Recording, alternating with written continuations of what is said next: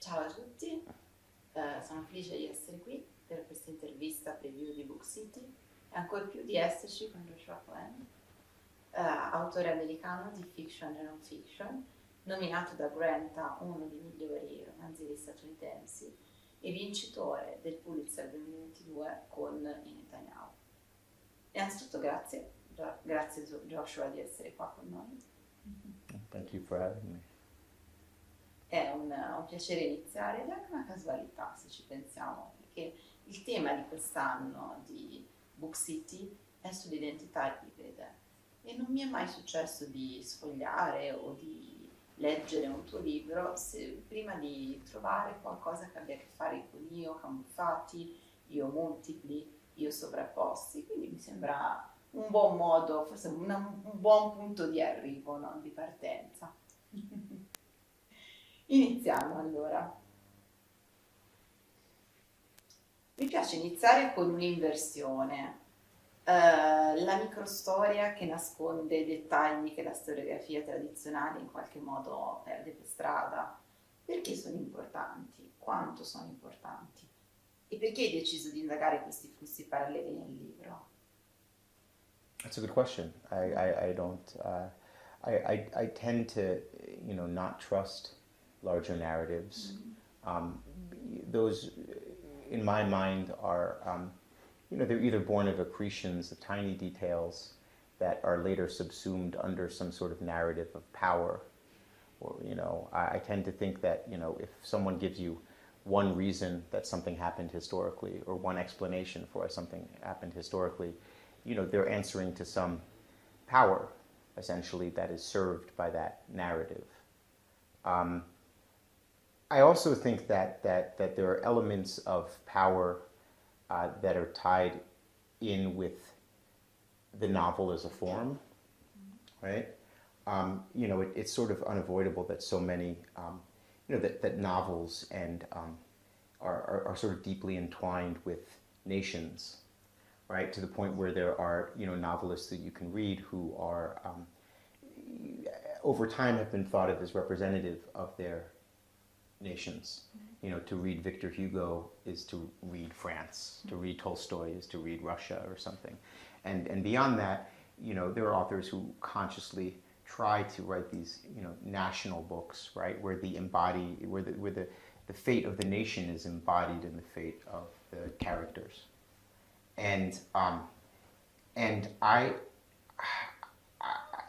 feel like a lot of the Yiddish literature and Jewish literature that I was raised around, it doesn't have that same relationship to state power, in the sense of there isn't for so long there wasn't a country that whose narratives could be served by characters. Beyond that, there's something in the like a religious tradition, I think any religious tradition, that is very suspicious of change, and of anything change. The whole point of a tradition is sort of to remain itself, and novels are really based on change, a character kind of changing over time, and then I think maybe there's one other thought I had about power and novels where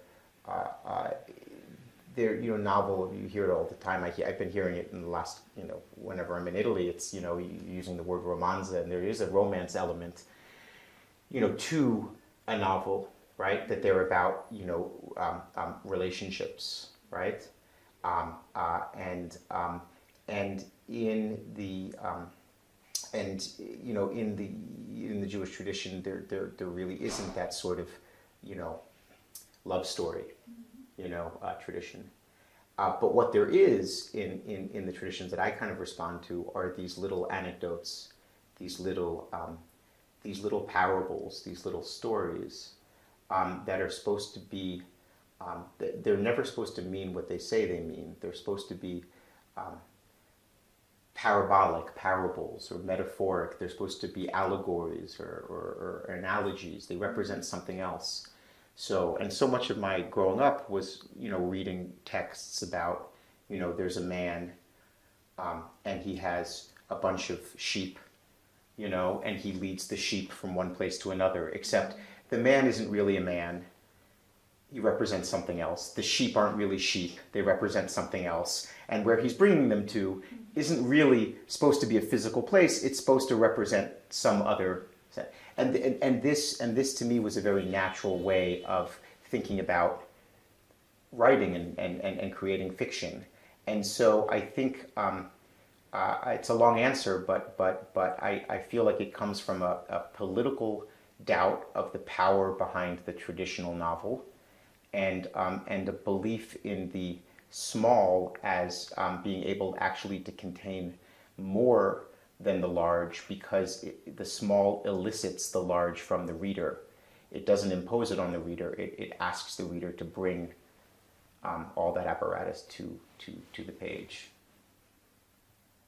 Entriamo nel vivo. Come ti sei imbattuto in Harold Bloom? Oh, I don't think anyone stumbles on Harold or picks Harold. I think he kind of, picks you. I mean, look, he was nearly 60 years older than I was when I met him, and he was ill, and I should say, terrifying reputation as this great literary critic. But I think toward the end of his life, he felt very isolated in the way I think many people do if they're lucky enough to make it into their 80s. I think a lot of his friends were dead. And I think that his career at the university had kind of come to an end, or was kind of petering out. And I think he was thinking about writing a memoir. He ended up writing a memoir about his sort of career in poetry and his interest in poetry, called "Take Arms Against a Sea of Struggles," which is a beautiful book. But I think he wanted to write like a where the bodies are buried kind of memoir, and just talking about the people he knew and the life he'd lived, or the lives he lived, and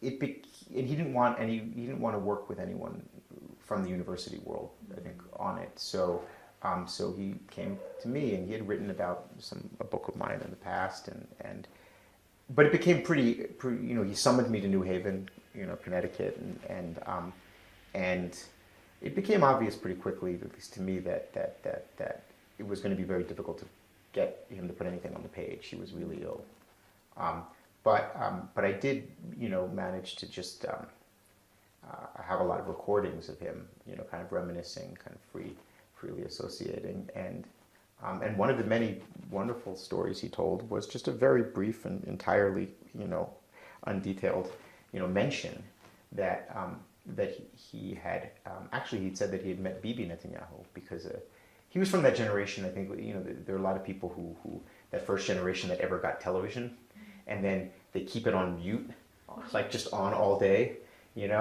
And so while we were sitting at the table, Bibi Netanyahu came on the TV, and he said, I met that guy, and I was wondering when, like in the 90s or something, when Bibi was UN ambassador from Israel, and he said, no, I think he was 10 years old, and I met him when he came with his father, Benzia Netanyahu, to have a job interview, and because I was the only other Jew in the faculty, or the only Jew in the faculty at the time, they made me take him around, and and that was essentially what he said.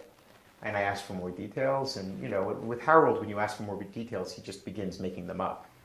And then Jean, his wife, who's still around, still with us, she came in the room and she said, "No, Harold, that's not how it was." And then they argued about it for a while. And this was a couple. This couple's been married, for 60 some years, who are arguing about something that happened in 1959 or 1960, and yeah. Yeah, there was something in, though, that anecdote that after Harold's death, I just, maybe because of the dearth of details, because of the lack of details, I was really recalled to it. Mi interessa molto il concetto anche di lateness, l'arrivare troppo tardi come generazione, e sentire che tutto è già stato fatto, detto, scritto, compiuto. A me è capitato personalmente, le è successo, e quanto l'ha colpita quando Bloom le ha parlato di questa teoria? Well, I would clarify that the theory of what in English is called belatedness is not directly a theory of Harold's. It actually comes from some people that actually Harold came up studying with, and it was an entire. It's a large nexus of ideas, really, and I'm not a professional literary critic or an academic, so, and everyone can find Wikipedia on their own, but one tenet of belatedness that I think is as far as I understand it, that I think is extraordinarily compelling and has a direct bearing on Harold's own work is the idea that belatedness is something that is always with us. Yeah. That every generation experiences this feeling of having come too late for quote-unquote authentic experience. So really, what is in that definition, or contained within that definition, I think are primarily two things. One is that sense that everyone at every point in history feels like they've come along too late, right? And then that feeling of having come along too late essentially stems from a valorization or fetishization or just obsession with authenticity, with the idea that there was a lost world of the authentic or of the true, that is now inaccessible to us. And how do I mean, I think I don't experience it any differently from the way other people experience it. I think kind of understanding some of the parameters of the thinking around belatedness as a cluster of ideas does something to ease the anxiety of that feeling, but so does just getting older and frankly not caring anymore. So you're born too late for authentic history, but also you don't have a lot of time left in whatever fake history you're living in. So I think it's a young person's syndrome, maybe, and but there are absolutely direct connections to specific ideas of Harold's that I wanted to kind of address in the book. Il romanzo nasconde più voci, sia voci letterarie, quindi omaggi ai grandi autori americani come Philip Roth, ma anche voci della critica. Mi interessava capire perché e soprattutto perché oggi la critica è così importante, ora che il messaggio passa attraverso altri canali, ora che il mercato del libro è così frammentato e si dice purtroppo, ahimè, influenzato anche da live stream e da strumenti meno accademici, diciamo. Well, I don't know that my opinions are live streamed yet, but look, I think I had this anxiety, you could call it too, right? I have no idea what the use or purpose of literary criticism might be. I have absolutely no idea. And I think my own confusion about it, or just uncertainty about it, was actually one of the impetuses behind writing this book. You look at a person. I looked at a person like Harold. Like Harold, this is a crazy thing to say because he was so unique and really singular. And but it's possible to look at Harold and say, well, what was it worth? These commentaries on the great works that people don't read anymore. I think that for me, it disturbed me. Yeah, it disturbed me. Yeah, to have invested so much of the entirety of a life into something that has no relation to people's emotions or to their needs, right? I think that Harold's theory of influence, which Harold is most famous for his best idea, which is not something that you can say of most. I think of most intellectuals, but his idea, and again, this is a very potted version that people can look it up on the very technologies that destroy book culture. But his ideas are essentially that every generation that's born, that feels it's born too late, this is the belatedness in his theory, looks back, looks behind them and sees this entire corpus of world history, right? And every generation, every subsequent generation that's born has more history they can look back on. Yeah. And it's terrifying. It's terrifying. Everything that has ever been said, written, done before. And it's overwhelming. And so Harold has some very, psychoanalytic, kind of crudely Freudian and fairly, patriarchal ways of thinking about a response to it. But in his influence theory, essentially, there are weak writers who, who are crushed by the past and can't express themselves naturally. And so, but in a sense, cave in and apprentice themselves to a style of the past and become an imitator. And in many ways, they unconsciously become an imitator, or they resolve themselves emotionally or psychologically to living as an imitator, which is the only thing that their time, the time in which they live, allows them to be. And then there's what Harold calls a strong writer. And what's interesting is that a weak writer, in Harold's thing, is actually someone who's clear-eyed. They're sane. They look at history and they say, wow, a lot has been done. How could I possibly add to it? But a strong writer is someone who looks at the past, and in order to be able to create, they have to in some way problematize the past. They have to consciously or unconsciously misunderstand it or criticize it and think the past is flawed and believe themselves as the only writer who can see this and can find the solution, right? It's like, and that sort of delusion that like only I have noticed this lack in the canon, and only I can solve this problem. It's probably a wonderful recipe for a good writer. It's a horrible recipe for a prime minister, let's say, or president, right? But it was thinking about this influence theory and these two responses to it that I really said to myself, well, let's see, let's write a book, and let's see what my own responses are. Let me do the exact things that let me do the imitation. Let me do the weak writer thing. But let me do it within the context of what I hope to be a fairly strong critique, and see where I fall. È qualcosa che ha a che fare con gli errori. Aveva parlato in un'intervista dell'errore, che nella storia, di quello che la storia fa passare come errore, come inciampo. È interessante il ruolo of mistakes, the role of mistakes in critics and also in history. Yeah, I mean, I really, this book to me was, look, I was the beginning of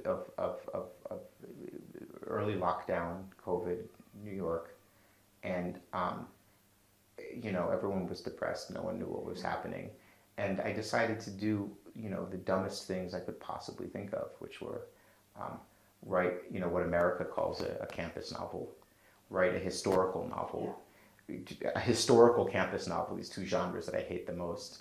I don't even know enough probably to hate them, but or that I sort of find ridiculous and flawed.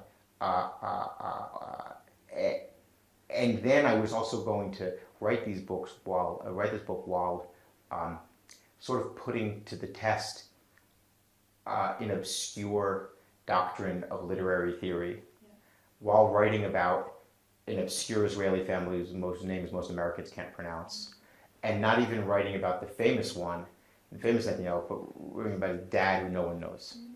So, I had no idea what I was doing. Adoro il modo in cui camuffi anche nello stile ciò che è importante e ciò che non è importante. Quindi già questo è ibrido, no? In cui nascondi, magari non parli della famiglia fino a un tot, eppure il titolo è parla della famiglia, quindi è tutto un gioco di nascondino, di nascondimenti e rivelazioni in qualche modo. Thank you. Yeah, I try. I don't know. I mean, I think that the for me, I don't, I don't know that I think about. I don't know that I think about the things as necessarily like hiding them, but I definitely, but there are, I do have a desire to do, many things at once, and I think when you have that desire to do many things at once, meaning make a text do many things at once, and have some sort of, use form in what I would consider to be an interesting way or interesting to me, you have to bring things to the foreground and push other things to the background constantly. There isn't that sort of traditional perspective.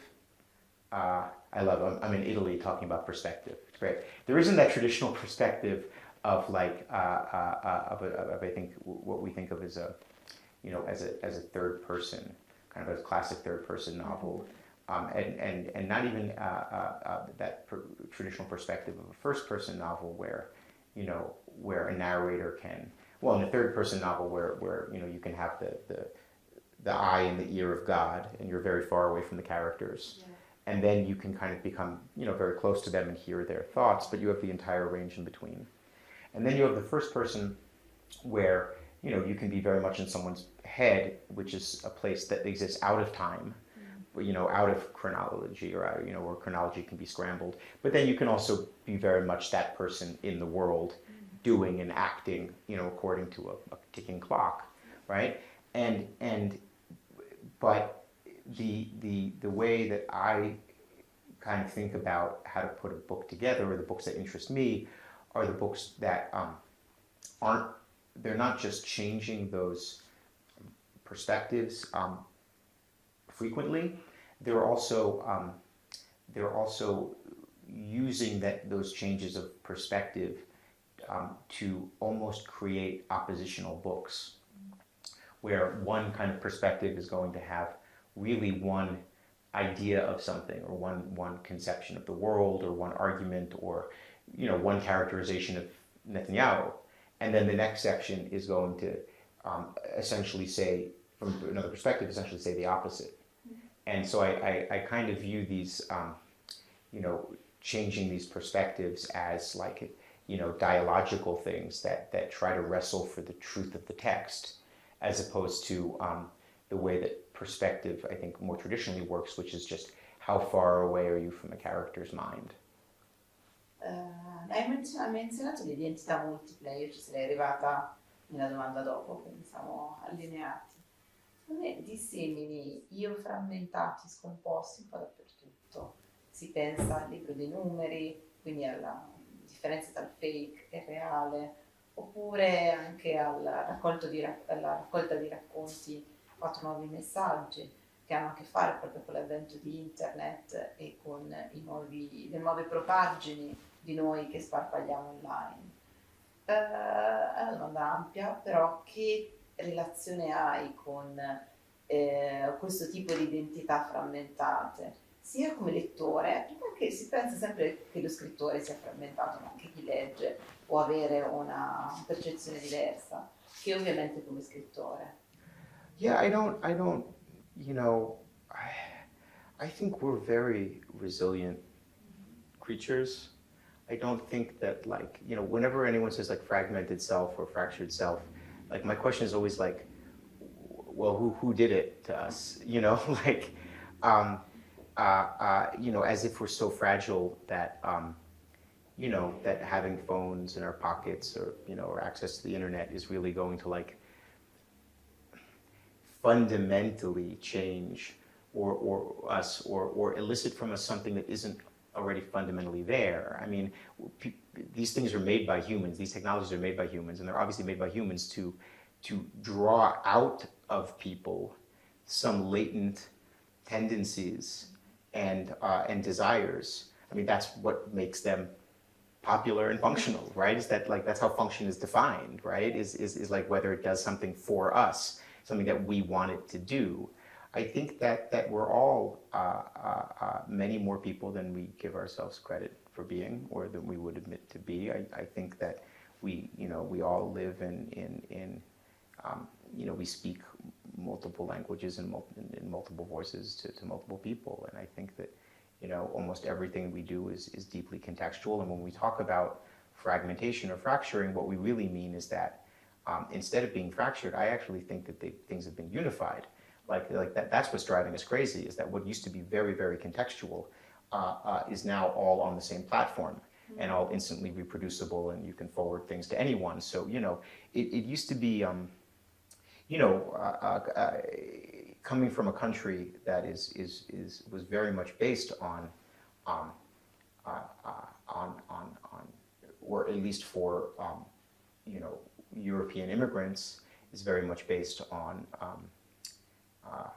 self-reinvention, right? The idea of, showing up in America, changing your name,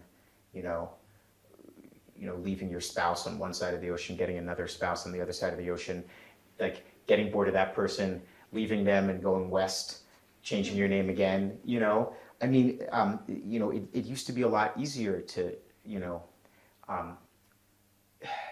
to change the self, right? And now you can't really go, like a few meters away from your house without being reminded by something who you are, and almost, almost like cruelly, almost like fascistically forced to identify with past incarnations of yourself, So I don't see it as fracture or fragmentation. I see it actually as like a permanentization that is like deadening, where you, for the rest of your life, I don't mean you personally, but someone like for the, are going to have to answer for, the comments or videos or photographs you put online when you're 13 years old. Completely different. Yeah, right. But and for the rest of your life, you're being asked to speak to that. That to me isn't fragmentation. That's totalization to the point of totalitarianism. Invece l'identità nazionale, l'identità di nazione, un'unità per me la presuppone, anche se magari scorrono tendenze diverse. Che rapporto ha con l'idea di nazione? Come l'ha vissuta? I mean, I have a passport, with the concept of nation. I mean, my relationship with the concept of nation is always easier than my relationship with nations. Because concepts just live in my head, and nations are things you have to deal with, right?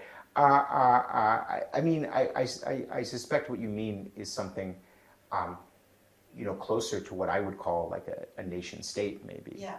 I mean, I know that Italy has a very, has a firmer, let's say, sense of itself, or it's easier maybe to define to itself what it means by Italian than what is meant by Italian than the United States, which is much more of a contractual country. I mean, the United States doesn't hold up its side of the contract very often, it only holds up selective terms, but it is essentially a social contract, right? Where there isn't a fabric of the nation that is so deeply enshrined. I mean, there is the argument that it is that racial hegemony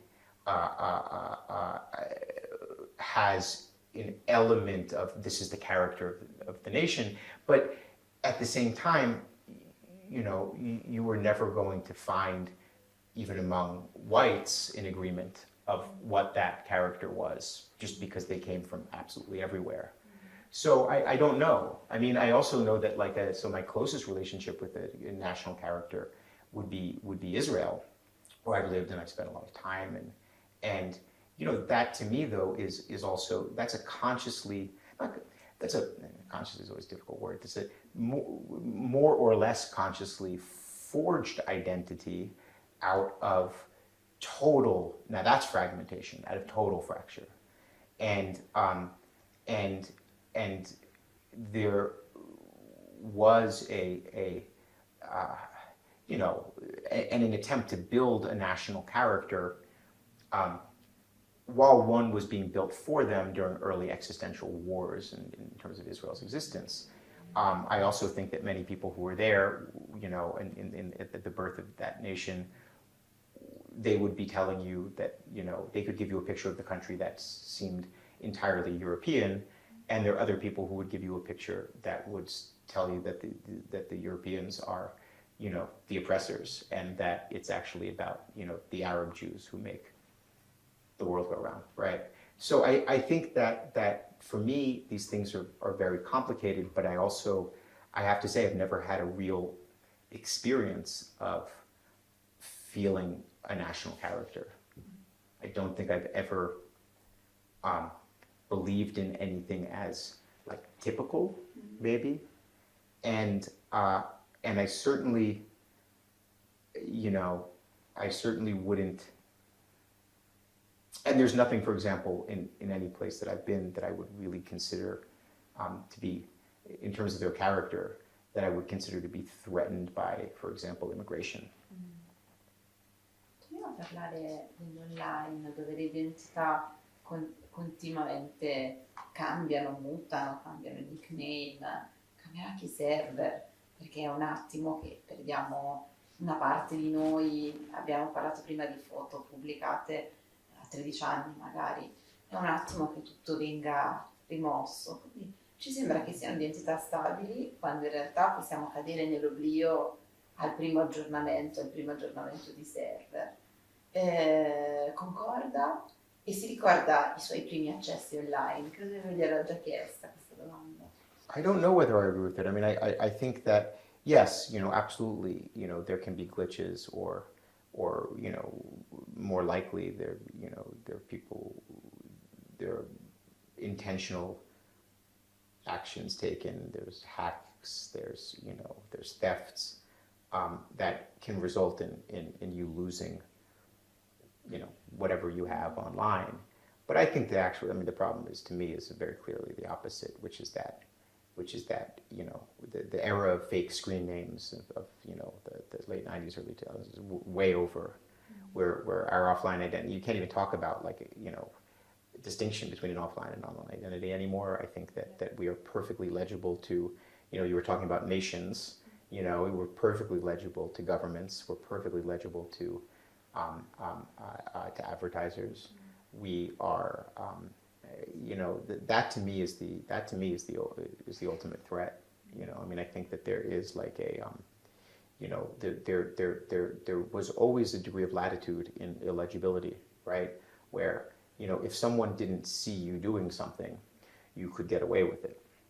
And the question is, what happens in a world of, essentially technologically, it's very simple to have a world of almost total accountability nowadays.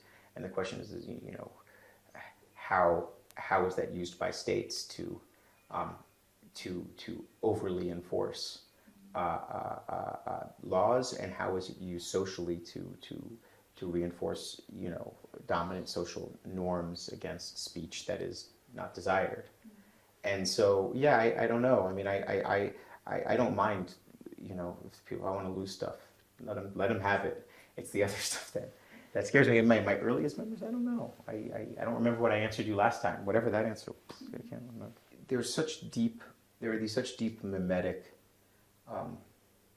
waves or rhythms that I realize happen in life between a person and their online representation, where one reflects the other until the influence goes in the other direction.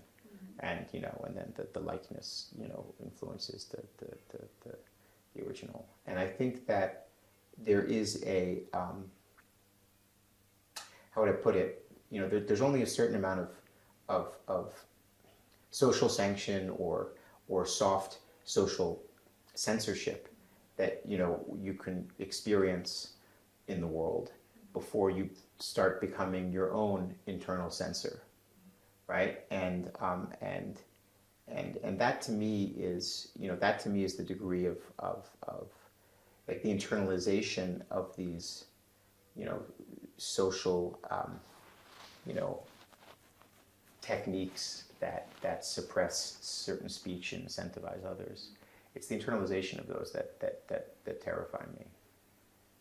a volte la storia, a parte che a volte la storia può essere una farsa, poi però c'è anche una dimensione ciclica. È come se a volte col suo romanzo spiegasse il passato, spiegasse il presente attraverso anche aneddoti passati. Questa dimensione ciclica della storia la sente vicina nei suoi studi, da cosa deriva e quanto per lei è importante nelle fasi di scrittura del libro. Yeah, I mean, I think the shape of history is one of the most profound questions that anyone can ask. I think it's a deeply medieval question in a way, and but it's a way of asking people how they feel about God, fate, death, right? I mean, the idea of a history that exists as a recurrence, like a Vico history of patternization where the same general outlines of things occur in certain conditions, or whether it's a tradition I was educated in, just about the way in which history is seen as cyclical because the years are cyclical. I mean, every year the same holidays recur. Every 7 days is a Sabbath. Every 7 years is a jubilee year. That your fields lay fallow. Every 7 times 7 years is a big jubilee. I mean, the idea that every Passover you're supposed to live as if you left Egypt yourself. I mean, like every recurrence, and seasonal holidays meant to inculcate a sense of eternity, that that you're sort of abolishing time, or you're already living in a sort of messianic eternity. And that absolutely is all forms of cyclical history, whether it's a religious medievalist one, whether it's a German like dialectical one, like a Spenglerian thing. They're all at odds with how I would think that most readers think about history now, which is the classic post-Enlightenment meliorist history, where it's progressive. We're not perfect, but we're making progress over time. The world slightly gets better. The arc of the moral universe bends toward justice. And I think that to suggest otherwise has some not heretical in the way that they used to burn people kind of a power, but I think it's seen as something dangerously regressive. I feel something of a animal when I think of it, or when I find myself believing in it. Thank you so much for your time. Well, thank you.